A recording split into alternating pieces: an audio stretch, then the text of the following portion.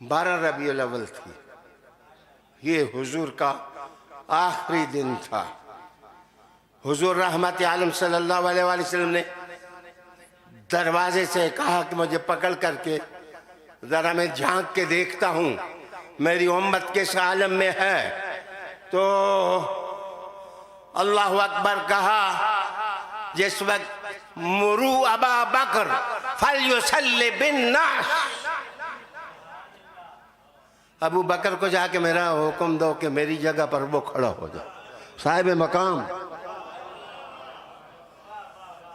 ये साहिब मकाम होने की दलील। और जब हुजूर सामने आए, अबू बकर ने काबे को देखने के बजाय हुजूर को देखना शुरू हुआ। कहा मैं साहिब मकाम भी हूं और साहिब हाल भी हूं। साहिब हाल भी काम। मुरू अबा बकर फलयुसल्लि बिन्नास, मैं मोहम्मद हुक्म करता हूं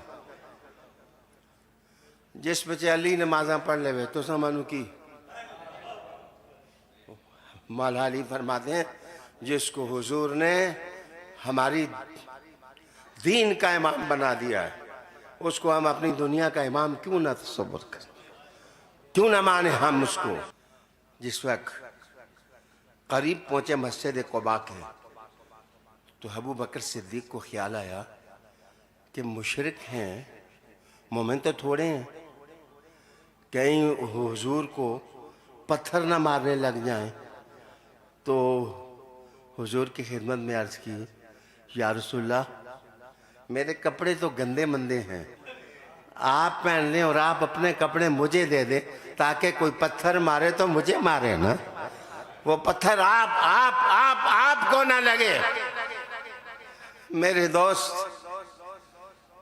किसी के लिए अपने अंदर को बदल देना, किसी के लिए अपने तमद्दुन को बदल देना, किसी के लिए अपनी तहजीब को बदल देना, किसी की खातिर अपने अंदाज़े हयात को बदल देना, किसी की खातिर अपने इश्क काबे को बदल देना और किसी की खातिर मोहब्बतों के अमीन का नया इंतखाब कर लेना, किसी की खातिर कुरान पढ़ना तो पढ़ते रहना और किसी की खातिर हुजूर का बन जाना, इताअत में डूब जाना।